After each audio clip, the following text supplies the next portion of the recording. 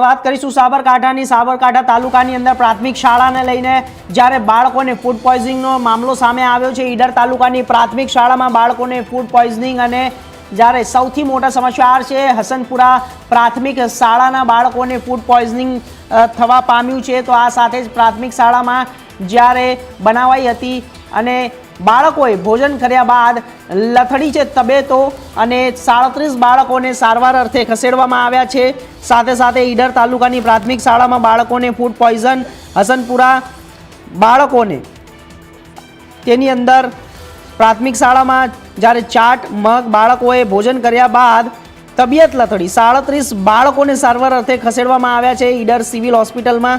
ઈડર હોસ્પિટલમાં પ્રાથમિક શાળાના બાળકોની સારવાર કરાઈ છે મધ્યાહન ભોજન વિભાગની।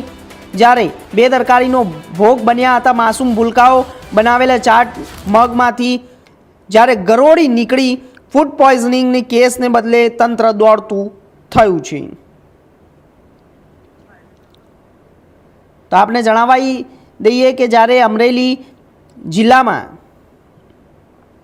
સાબરકાંઠાના ઈડર તાલુકામાં પ્રાથમિક શાળામાં બાળકોને ફૂડ પોઈઝનિંગનો મામલો સામે આવ્યો છે। હસનપુરા પ્રાથમિક શાળાના બાળકોને ફૂડ પોઈઝનિંગ પ્રાથમિક શાળામાં જ્યારે ચાટ બનાવાઈ હતી અને આ ચાટ દરમિયાન તેની અંદરથી એક ગરોળી મળી આવી અને ફૂડ પોઈઝનિંગ થયું છે। તો 37 બાળકો સારવાર અર્થે જ્યારે ઈડરની સિવિલ હોસ્પિટલમાં ખસેડવામાં આવ્યા છે અને ઈડર હોસ્પિટલમાં પ્રાથમિક શાળાના બાળકોની સારવાર કરાઈ છે। મધ્યાહન ભોજન વિભાગની બેદરકારીનો ભોગ માસૂમ ભૂલકાઓ બન્યા છે। બનાવેલી ચાટ મગમાંથી ગરોળી નીકળી ફૂડ પોઈઝનિંગના કેસને બદલે તંત્ર દોડતું થયું છે। તમામ બાળકોને ડિસ્ચાર્જ પણ કરી દેવામાં આવ્યા છે।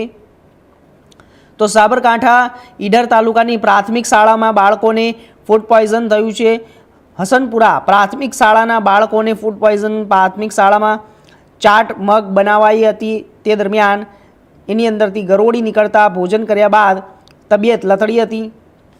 37 બાળકોને સારવાર અર્થે લવાયા હતા ઈડર સિવિલ હોસ્પિટલની અંદર।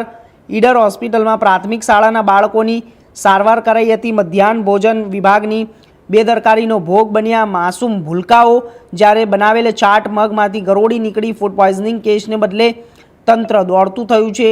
તમામ બાળકોને ડિસ્ચાર્જ કરી દેવામાં આવ્યા છે।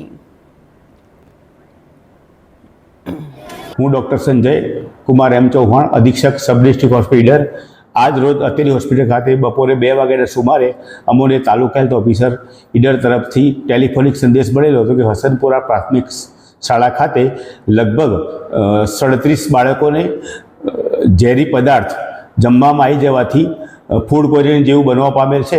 તો તેઓ તેમની ટીમ દ્વારા તમામ બાળકોને અત્રેની સિવિલ હોસ્પિટલ ઈડરના ઇમરજન્સી વિભાગમાં લાવવામાં આવ્યા હતા। તેઓને અમારા દ્વારા દરેક બાળકની તપાસ કરવામાં આવી હતી। તપાસ દરમિયાન ઉબકા સામાન્ય ઉલટી અને પેટમાં દુખાવા જેવી તકલીફો હતી।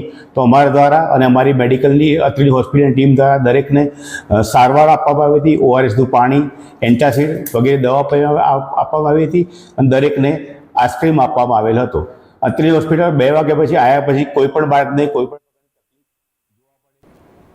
તો આ વિષય પર વધુ માહિતી માટે અમારા સંવાદદાતા ભરત પટેલ જોડાઈ ગયા છે।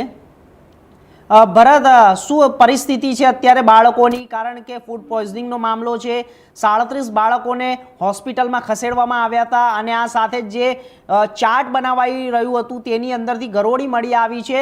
પરંતુ જ્યારે સ્થાનિક જે તંત્ર છે તેમના દ્વારા શું આરોગ્ય મંત્રી દ્વારા શું પગલાં ભરવામાં આવ્યા છે, આરોગ્ય તંત્ર દ્વારા શું પગલાં ભરવામાં આવ્યા છે? કારણ કે 1 નહીં 2 નહીં 3 નહીં પરંતુ 37 બાળકોને જ્યારે ફૂડ પોઈઝનિંગના કેસનો મામલો સામે આવ્યો છે।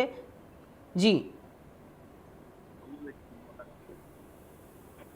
જી હા, ચોક્કસથી વાત કરીએ સાબરકાંઠાની તો સાબરકાંઠા જિલ્લાના ઈડર તાલુકામાં જે મધ્યાહન ભોજનમાં જે રસોઈ બનાવવામાં આવી હતી તે રસોઈ આરોગતા જ બાળકોને વામેટ જેવા પેટમાં દુખાવા જેવા જે બહાર આવ્યો હતો તે બાળકોએ તાત્કાલિક શિક્ષકને વાત કરી હતી। શિક્ષક દ્વારા 37 બાળકોને જે સિવિલ હોસ્પિટલ લઈ જવામાં આવ્યા હતા તેઓ પ્રાથમિક સારવાર આપી અને તમામને કહી શકાય જે લેબોરેટરી કરવા જેવી હતી તે લોકોને લેબોરેટરી કરાવી હતી અને 37 બાળકોને જે પ્રાથમિક જે સારવાર આપવાની હતી તે આપી તે લોકોને રજા આપવામાં આવી હતી। જી જી